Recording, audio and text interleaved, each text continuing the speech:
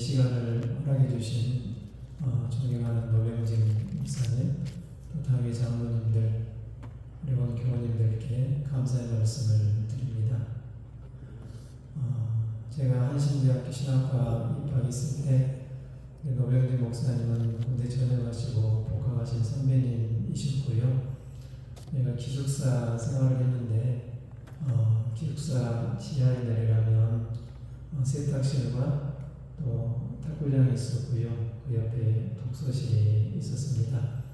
종종 빨래하러 내려가거나 탁구 치러 내려가면 독서실에서 늘 공부하셨던 노병진 목사님을 지금도 이렇게 기억을 하고 있습니다.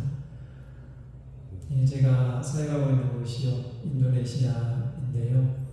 혹시 인도네시아에 대해서 좀 아시는 부분이 있으실까요? 우리가 인도네시아를 몰라도 알고 있는 단어가 한 가지 있습니다. 오랑우탄이란 말 아시죠? 처음 들어보시나요? 네, 오랑우탄이라는 말이 인도네시아 말인데요. 오랑이라는 말이 사람이라는 뜻입니다. 후탄이라는 말이 숲속이라는 뜻이고요. 그래서 숲에 사는 사람이다 라고 해서 오랑우탄이라고 인도네시아에서는 부르고 있습니다. 우리 한국 사람들을요, 오랑 코레아라고 이렇게 부르고 있습니다. 인도네시아 사람을 뭐라고 부르겠습니까? 오랑 인도네시아라고 이렇게 부르고 있습니다. 우리 어르신들 같은 경우는 인도하고 인도네시아가 좀 비슷해서 이렇게 헷갈리실 수도 있는데요. 우리가 세계 지도를 보면 중국이 있고요. 중국의 서쪽으로 큰 대륙도 인도가 있습니다. 중국과 인도 사이에 인도 차이나 반도가 있습니다. 베트남, 라오스, 캄보디아, 태국, 말레이시아가 있고요. 그 아래쪽에 보시면 17,000여 개의 섬으로 이루어진 섬나라가 인도네시아입니다. 제가 처음 그 선교지에 나가서 얼마 안 돼가지고 인도가 굉장히 더워가지고요. 짐승들이 쓰러져 죽고 또 아스팔트가 녹고 아마 저희 어머님께서 뉴스를 보신 것 같은데요. 그리고 저한테 연락을 주셔가지고 아들아, 뉴스 보니까 인도가 너무나도 덥더구나. 너는 그 무더운 곳에서 얼마나 고생이 많냐 라고 이렇게 안부 연락을 하셨습니다. 그래서 제가 어머니, 저는 인도가 아니고 인도네시아에 있습니다 라고 이렇게 말씀을 드린 적이 있습니다. 인도네시아가 세계 네 번째로 인구가 많은 나라이고요. 2억 8천만 명의 인구를 가지고 있습니다. 그 중에 90%가 또 이슬람 교인들입니다. 저희 기독교 인구는요, 6% 정도가 되고 있고요.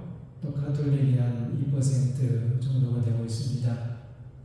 그리고 힌두교, 불교, 유교까지 이렇게 정부에서 종교를 이렇게 지정을 해놨습니다. 사진자를 보시면서 잠깐 말씀 나누겠습니다.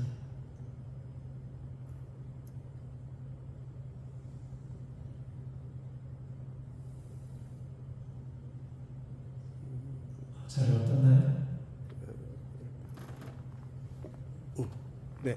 네, 넘겨주시고요. 인도네시아 지도입니다. 넘겨주시고요. 인도네시아는 종교의 자유를 인정을 하고 있습니다. 그럼에도 불구하고 6개 종교를 정부에서 지정을 해놨고요. 인도네시아 국민들은 주민등록증을 받게 되면 주민등록증에 자기 종교를 반드시 기록을 해야 합니다. 그래서 주민등록증을 보게 되면 이 사람이 이슬람 교인인지 기독교인인지 또 힌두교인인지를 알 수가 있습니다. 그런데 이슬람이 대다수인 그 사회에서 주민등록증에 기독교라고 쓰여져 있으면 그 거기에 대한 혜택이 많이 있겠습니까? 불이익이 많이 있겠습니까? 실제적으로 눈에 보이지 않는 그 차별과 불이익이 많이 있다고 할 수가 있겠고요. 그래서 인도네시아에 살고 있는 기독교인은 내가 예수 그리스도를 믿는 믿음으로 말미암아 그 어떠한 사회적인 차별과 불이익도 감수하겠습니다 라고 하는 그러한 신앙 고백이 주민등록증 안에도 들어있다고 할 수가 있습니다. 넘겨주시고요. 예, 여러 가지 사역들을 진행을 하고 있는데요. 잠깐 말씀을 나누면 먼저는 열악한 교회들을 든든히 세우는 교회당 건축 지원 사역들을 진행을 하고 있습니다. 몇 가지 특징적인 교회들 말씀을 나누겠는데요. 처음 선교제 나가서 건축 지원을 했던 프로사리 교회당 건축 지원입니다. 한평업교회 지원으로 귀하게 건축을 하였고요. 넘겨주시고요. 대나무 교회당으로 아름답게 헌당을 하였습니다. 넘겨주시고요. 다음으로 숙고하루주 교회당 건축 지원인데요. 안양중앙교회 후원으로 건축을 하였습니다. 처음에 건축 지원 요청을 받고 4년 정도 한국에 후원교회가 없어서 참 마음이 안타까웠었는데 때가 되어서 안양중앙교회를 통해 지원할 수 있어서 참 감사했습니다. 넘겨주시고 완공된 모습입니다. 다음으로 자르반 교회당 건축 지원인데요. 청주 중복교회 지원으로 건축을 하였고요. 넘겨주시고요. 단빛교회당 역시 청주 중복교회 후원으로 건축을 하였습니다. 청주 중복교회는 굉장히 작은 교회이고요. 교인 수가 20여 명이 되지 않는데 그럼에도 불구하고 여러 해 동안 선교 헌금을 이렇게 모아서 귀하게 지원해 주셔서 두 교회를 아름답게 헌당을 하였습니다. 넘겨주시고요. 다음으로 발레강방교회당 건축 지원인데요. 군산성광교회 지원으로 건축을 하였고요. 넘겨주시고요. 순보로 고구려 교회당 건축 지원인데요. 역시 군산성광교회 후원으로 건축을 하였습니다. 군산성광교회에서 연락을 주셔가지고 500만 원씩 두 교회를 건축 지원했으면 좋겠다 이렇게 말씀을 하셨습니다. 제가 그 이야기를 전에 듣고 속으로 들었던 생각이 선교지에도 물가가 있는데 어떻게 500만 원씩으로 교회를 건축할 수 있을까 생각을 했었는데요. 때마침 현지 교단의 목사님이 연락을 주셔서 시골의 작은 교회 두 곳이 건축 중에 예산이 부족한데 500만 원씩이 부족합니다 라고 말씀해 주셔가지고 작은 예산으로도 두 교회를 아름답게 헌당을 하였습니다. 넘겨주시고요. 다음으로 졸업교회라는 건축 지역인데요. 저희 기장교회는 아니고 저희 처가댁 부모님들 출석하시는 목포 순성교회 김은혜 원사님 자녀분들 후원으로 건축을 하였습니다. 김은혜 원사님이 원래 이북분으로 6.25 때 남한에 오셨고요. 이번에 평생의 소원이 선교지에 교회를 하나 건축하게 해주옵소서 기도하셨는데요. 그 소원을 이루지 못하고 돌아가셨고요. 그런데 그 자녀분들이 어머니의 기도를 기억하시고 귀하게 선교 헌금을 지원하셔서 저를 아름답게 건축을 하였습니다. 넘겨주시고요. 다음으로 지진 피해 입었던 숙구하나를 교회당 보수와 사택 건축도 지원하였는데요. 인도네시아는 자연재해가 굉장히 빈번하게 일어나고 있고요.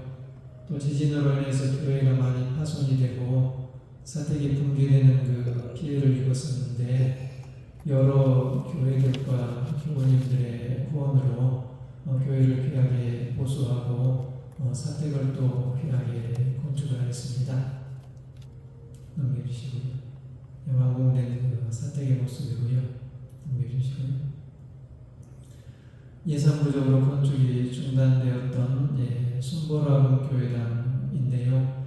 광주 무돌교회 김민호 목사님 가정 후원으로 건축을 하겠습니다. 저희 선교 후원회가 있는데 이 선교 후원회 회장님이 김민호 목사님이십니다. 4년 전쯤에 굉장히 가슴 아픈 소식을 전해드렸는데요. 김민호 목사님 둘째 아드님이 한신대학을 마치고 목사 수련 과정에 있었는데요. 어느 날 갑작스러운 교통사고를 당해서 그만 회복하지 못하고 하나님의 부르심을 받았습니다. 목사님 사모님께서 정말 고통의 시간들을 보내셨고요.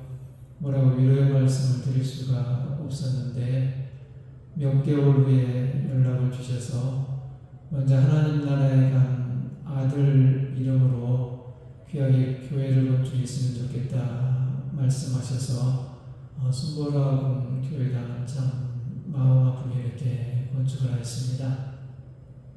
넘겨주시고요. 다음으로 원오래조 교회당 건축 지원인데요. 동수원교회 김재민 권사님 가정 후원으로 건축을 하였습니다. 권사님께서 선교팀으로 이렇게 오셔서 예사무적으로 건축이 중단되었던 교회를 보시고 안타까워하셨고 이후에 한국에 오셔서 가족분들과 함께 귀하게 선교원금을 지원하셔서 원오래조 교회를 아름답게 헌당하였습니다. 넘겨주시고요. 금호관도 교회당 건축 지원인데요. 역시 예상무적으로 건축이 중단되었었는데 여러 기장 교회들 교우님들의 후원으로 귀하게 건축을 했습니다. 넘겨주시고요. 다음으로 유치원 건축 지원 사역도 진행을 했는데요. 한국의 해피아이 국제보육지원단이라는 그 NGO 단체가 있고요. 이 NGO 단체를 설립하신 분이 저희 기장의 원로 장로님이신 갑자기 성함이 생각이 안 나는데요. 장로님께서 세우셨는데요. 제3세계 어려운 지역에 어린이집 건축을 지원하는 그 사역을 넘기시는데 이 해피아이 국제보육지원단의 후원으로 여러 유치원들을 또한 건축을 하였습니다. 빠롱 유치원 아이들 모습이고요. 대나무 유치원으로 귀하게 건축을 하였습니다. 넘겨주시고요. 다식말라의 유치원 귀하게 또 건축을 하였고요. 템프로조 교회 유치원 귀하게 또 건축을 하였습니다.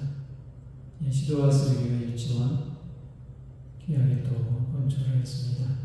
넘겨주시고요. 다음으로 여러 교육 지원 사역들 진행을 하고 있는데요. 현지 아이들과 함께하는 한글 교실을 이렇게 진행을 하고 있습니다.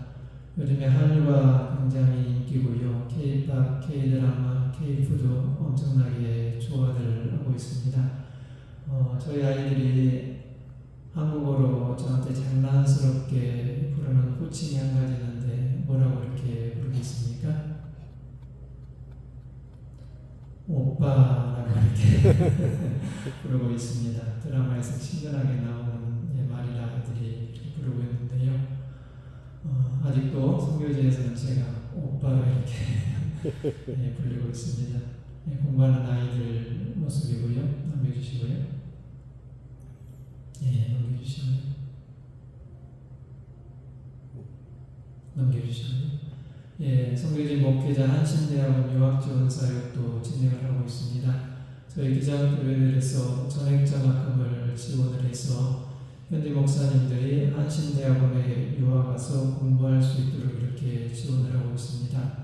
코로나 어려운 시기에 두 분 목사님이 유학으로 오셔서 귀하게 공부를 하셨고요. 현재는 공부를 마치고 선교지에 돌아와서 교회들을 이렇게 섬기고 있습니다. 넘겨주시고요. 이번 가을 학기에 새로 입학할 목사님 모습입니다. 넘겨주시고요. 다음으로 1.1의 성경 원어 묵상 번역 사역도 진행을 하고 있습니다. 저희 기장의 성서 신학자들이 성서의 원어인 히브리어 헬라어를 묵상하고 그 묵상글들을 설교에 도움이 될 수 있도록 목사님들께 나누는 사역을 하고 있는데요. 저는 이 글들을 인도네시아어로 번역을 해서 매월 두세 편씩을 인도네시아 목사님들께 나누고 있습니다. 이러한 사역들을 통해서 인도네시아 교회 강단들이 하나님의 말씀으로 더욱더 풍성해질 수 있기를 기대하고 있습니다. 해주시고요. 굉장히 중요한 또 사역인데요. 저희 기자학교의 장학금 지원 사역을 이렇게 진행을 하고 있습니다. 우리 전주중앙교회에서도 3명의 장학생을 귀하게 후원해 주시고 있고요. 다음 세대 하나님의 일꾼을 키우는 사역이 무엇보다도 중요하고 소중하고, 그래서 이 사역들을 코로나가 시작하는 2020년도에 시작을 했는데 또 귀하게 또 학생들을 지원하고 있습니다. 가을학기 새내기 학생들 모습이고요. 넘겨주시고요. 저희가 장학금 지원하는 그 학생 중에 아타락시아라고 하는 학생이 있습니다.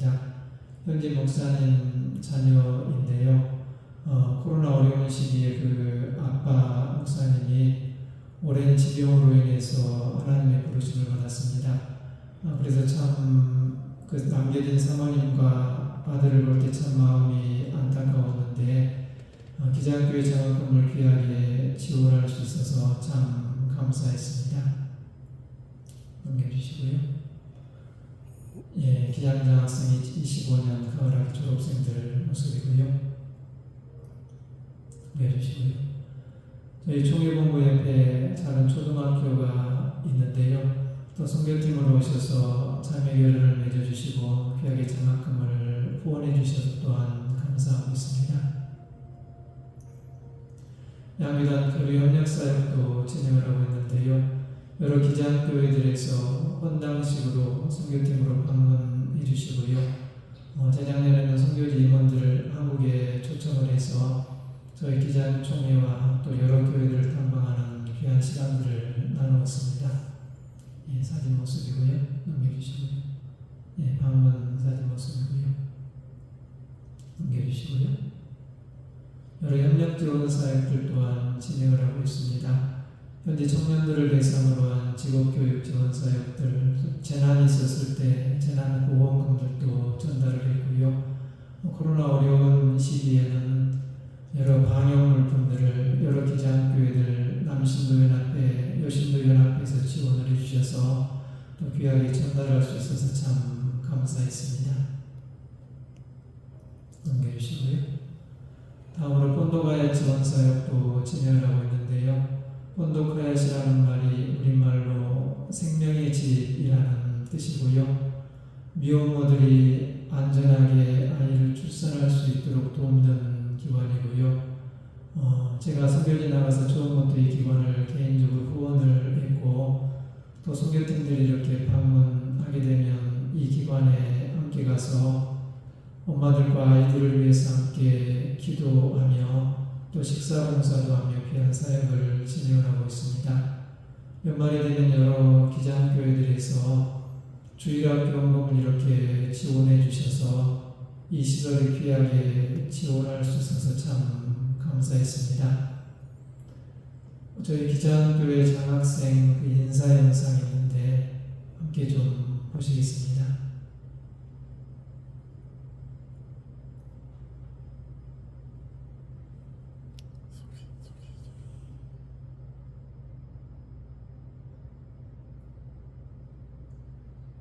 소리가 안 나네요.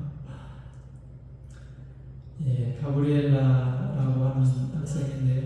그리고 앞으로도 더 즐겁게 더 열심히 하겠습니다. 마지막으로 행복한 크리스마스 잘 보내시고 하루 빠짐없이 건강하세요. 감사합니다. 새해 복 많이 받으세요. 가브리엘라라고 하는 현지 목사님 따님인데요. 말만 들으면 꼭 한국 학생처럼 한국어를 굉장히 잘하고 있습니다. 학원에서 배운 게 아니고요. K-드라마, K-팝 들으면서 혼자 독학으로 이렇게 잘하고 있습니다. 이 학생을 후원하시는 분이 제가 목회했던 해남 원진교회 김정수 권사님이신데요. 김정수 권사님 생활이 넉넉한 편이 아니시고 공공근로 하시면서 이렇게 생활을 하시는데 귀하게 장학금을 후원해 주셔서 제가 권사님의 그 형편을 알기 때문에 참 미안하면서도 감사한 마음이 많이 들었습니다. 예, 이러한 사역들을 귀하게 진행을 하고 있는데요. 저희가 선교지에서 생활하다 보면 한국이 아니라서 겪게 되는 많은 어려움들이 있습니다. 현지 적응의 문제들도 있고요. 또 비자의 문제도 있고요. 건강상의 어려움도 겪게 되고요. 또 언어 소통의 문제도 있습니다. 제가 처음 선교지 나가서 3년 동안 계속해서 인도네시아어를 공부를 하는데 그런데도 인도네시아 말이 들리지가 않았습니다. 단어로 이야기하면 알아듣겠는데 문장으로 이야기하면 알아듣지를 못했고요. 그래서 속으로 심각하게 고민을 했습니다. 선교지에서 선교지 말을 알아듣지 못하면 선교사로 생활하지 못하겠다라는 생각이 들었었는데요. 그런데 3년 정도가 지나고 나니까 인도네시아 말이 조금씩 들리기 시작을 했습니다. 그래서 인도네시아에 더 있어도 되겠구나 이렇게 생각을 했습니다. 저희가 선교지에서 너무나도 힘들 때면 그냥 다 정리하고 한국으로 갔으면 좋겠다 그런 생각도 여러 번 들었었는데요. 그런데 지나고 보니까 이런 어려움보다 더 큰 하나님의 은혜를 경험할 수 있었기 때문에 또 지금까지 계속해서 선교지에서 생활할 수 있었던 것 같습니다. 개인적으로 저는 선교지에서 별탈 없이 건강하게 잘 지냈었는데 저희 아내가 선교지에서 자주 여러 번 그렇게 아팠었고요. 처음 선교지 나가서 저는 말짱했는데 저희 아내가 기후나 음식이나 물이나 이런 게 맞지 않아가지고 한동안 한열과 설사가 멈추지 않아서 굉장히 힘들어했습니다. 그러고 나니까 이번에는 또 저는 말짱했는데 저희 아내가 하고 딸하고 댕기열에 걸려가지고 한참을 또 고생을 했고요. 그리고 코로나가 시작이 되고 현지에서 백신을 이렇게 맞았는데요. 저는 또 말짱했는데 저희 아내가 코로나 백신 후유증으로 2년 이상을 고동하기 힘들 정도로 굉장히 힘들어했습니다. 그러고 나니까 또 얼마 전에는 저는 또 말짱했는데 저희 아내가 잔티쿠스에 걸려가지고 또 한참을 고생을 했습니다. 선교지 아직 정리가 자주 나가다 보니까 음식이 좀 안 좋았던 것 같고요. 병원에 너무 자주 입원하고 치료하다 보니까 병원 직원들이 또 오셨냐고 인사할 정도로 그렇게 병원에 자주 가서 치료를 했었는데요. 이전과 비교하면 지금은 아내 건강이 많이 회복되어서 얼마나 감사한지 모르겠고요. 또 지금까지도 아내가 쓰러지지 않게 지켜주셨던 그 주님께서 앞으로도 계속해서 인도해 주실 줄 믿고 또한 감사하며 하루하루 이렇게 생활을 하고 있습니다. 저희가 선교지 나갈 때 저희 아이들이요, 큰애가 중학교 1학년, 작은애가 초등학교 5학년이었는데요.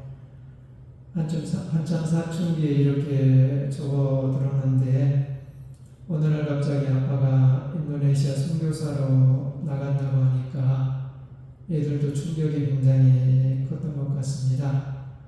나중에 아내한테 들었는데 저희 딸아이가 한 6개월 정도를 밤마다 엄마 품에 안겨서 울었다는 이야기를 들었습니다. 제발 한국 좀 보내달라고 그렇게 울었다고 아내한테 전해드렸는데요. 외국 학교는 그 학기 말이 되면 선생님과 면담하는 그 시간이 있습니다. 그때 선생님이 했던 말이 저희 딸아이가 한비인데 한비는 수업 시간에 딱 2마디만 한다고 이야기를 했습니다. 어떤 말이었겠습니까? Yes, No. 말수가 적었던 게 아니고요. 외국어로 수업을 하는데 할 줄 아는 말이 처음에 2마디밖에 없어서 그랬던 것 같습니다. 그랬던 아이들이 다행히 현지에서 적응을 잘했고요. 현재 고등학교를 무사히 졸업을 했고 지금은 둘 다 한국에서 이렇게 대학에 다니고 있습니다. 이처럼 선교지에서 아이들이 별탈 없이 잘 자라게 해주신 것도 참 감사하고 있습니다. 특별히 재작년에는 그 선교지에서 너무나 큰 슬픔과 아픔을 또한 경험을 했는데요. 2015년 기장총회 파송을 받고 함께 인도네시아로 같이 나갔던 후배 목사님이 한 명이 더 있습니다. 이분 성함이 김영생 목사님인데요. 재작년 가을에 아이들 학교 행사에 갔다가 그만 심장마비로 목사님께서 쓰러졌습니다. 그래서 급히 연락을 받고 선교사님 치료 중인 반동 지역으로 거리가 있기 때문에 저희가 비행기를 타고 이렇게 갔습니다. 그리고 사모님과 함께 10일 정도 병상을 이렇게 지켰고요. 또 현지에서 심장박동기 시술을 하고 항공편으로 한국으로 이렇게 이송을 했습니다. 그런데 안타깝게도 한국 병원에 도착하자마자 심장마비가 다시 와서 그만 회복하지 못하고 임종을 했습니다. 저희 둘째 딸하고 김 목사님 첫째하고 절친이었고요. 또 동생들이 둘이나 더 있는데 너무나 마음이 아팠습니다. 사모님께서는 한국에서 장례를 마치고 아직 고등학생인 막내와 함께 선교지로 돌아와 생활하면서 사역들을 이어가고 있습니다. 정말로 사모님께서 의지할 때라고는 유일하게 하나님밖에 없을 거라고 생각을 합니다. 그 어떠한 절망 가운데서도 우리에게 살아갈 힘과 능력을 주시는 주님께서 남겨진 사모님과 그 자녀들을 인도해 주시라고 함께 기도해 주시기를 간절히 바라겠습니다. 제가 총회 파송을 받고 선교지로 나간 지 횟수로 12년차가 되었고요. 정말로 10년 세월이 눈 깜짝할 사이에 지나간 것 같습니다.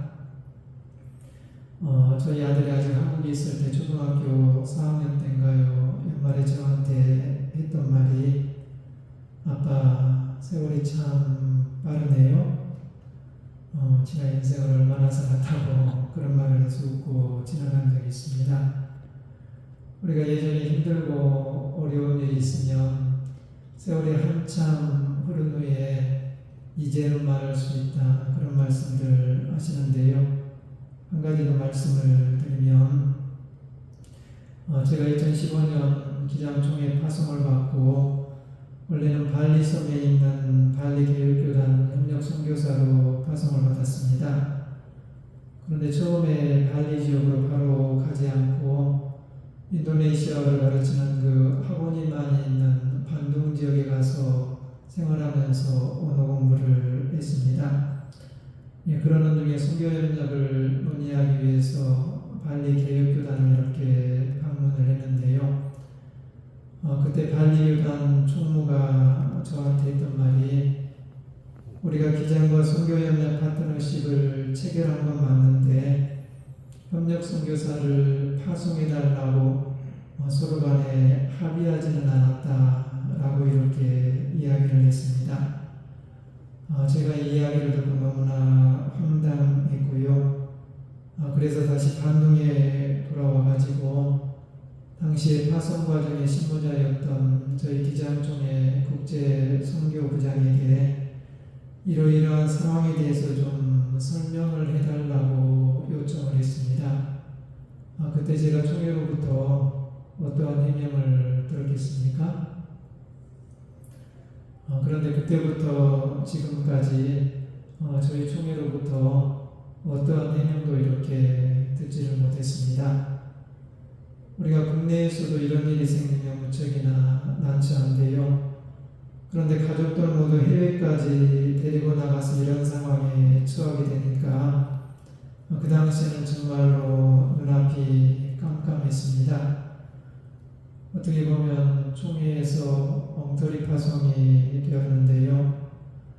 그런데 하나님께서는 이미 다른 계획이 있으셨고 그 하나님의 계획에 따라서 발리 지역이 아닌 현재의 자바섬 동부 지역에서 동부자바 기독교단과 협력하면서 지금까지 사역을 하고 있습니다.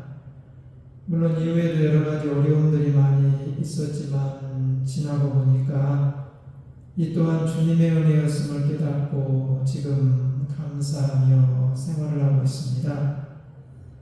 또한 어려울 때마다 주셨던 말씀이 여호수아서 1장 9절인데요. 강하고 담대하여라. 두려워하지 말며 놀라지 마라. 이는 내가 어디로 가든지 여호와 내 하나님께서 너와 함께할 것이기 때문이다. 이 말씀에 늘 힘을 얻고 생활할 수 있었던 것 같습니다. 지금까지 동부자바 기독교단과 함께하면서 약 30여 곳의 교회당 건축을 지원을 했고요. 처음에는 이렇게 많은 교회당 건축을 지원하게 될지 생각지도 못했었는데, 그리고 지원했던 그 교회들이 하나도 문 닫지 않고 이전보다 더욱더 든든히 서게 된 것을 볼 때마다 또한 참 감사하고 있습니다. 그리고 다음 세대 하나님의 일꾼을 키우는 장학금 지원 사역을 통해서 현재 선교지 협력교단 목사님들, 자녀대학생 모두를 지원을 하고 있고, 또한 신학생들 합쳐서 총 59명에게 매월 6만 원씩 졸업할 때까지 우리 기자학교에 장학금을 이렇게 지원하고 있습니다. 매월 지원하는 그 장학금의 액수가 결코 작은 액수가 아닌데요. 또한 처음에는 몇 명이나 지원할 수 있을까 걱정을 많이 했었는데, 그런데 해마다 하나님께서 후원자들을 더 많이 예비해 주셔서 지금은 해마다 평균 60여 명을 이렇게 지원을 하고 있습니다. 이 또한 제가 개인적으로 능력이 있어서가 아니고요.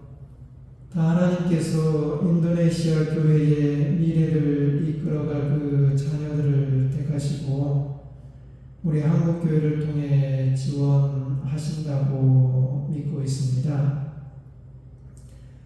우리가 러시아의 푸틴이나 미국의 트럼프나 이스라엘의 네타냐후를 보면 어떤 생각이 드십니까?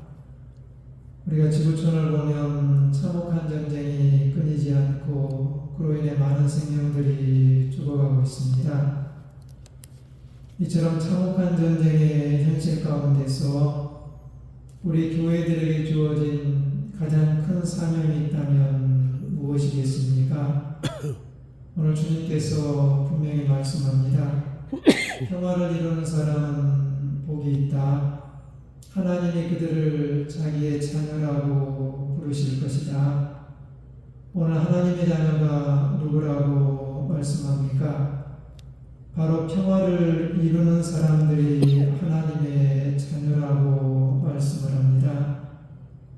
그러기에 오늘 우리 교회에게 주어진 가장 큰 사명이 있다면 바로 전쟁으로 얼룩진 참혹한 세상 가운데 주님의 평화를 이루어가는 일이라고 할 수가 있습니다.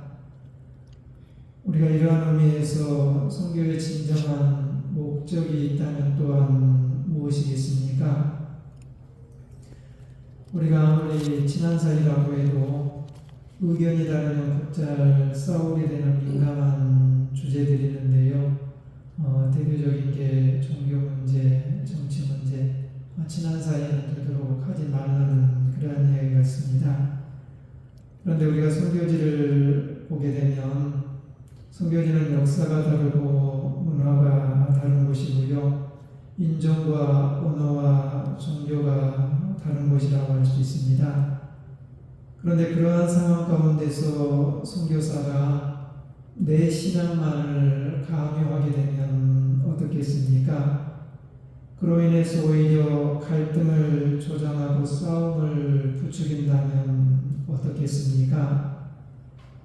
우리가 이러한 의미에서 진정한 선교란 선교지의 교회를 도와서 그 땅에 주님의 평화를 이루어가는 것, 또한 평화를 위해서 헌신할 평화의 일꾼들을 선교지에 세워나가는 것, 이를 통해서 하나님 나라를 확장해 나가는 것, 이게 가장 큰 선교의 목적이라고 할 수가 있습니다.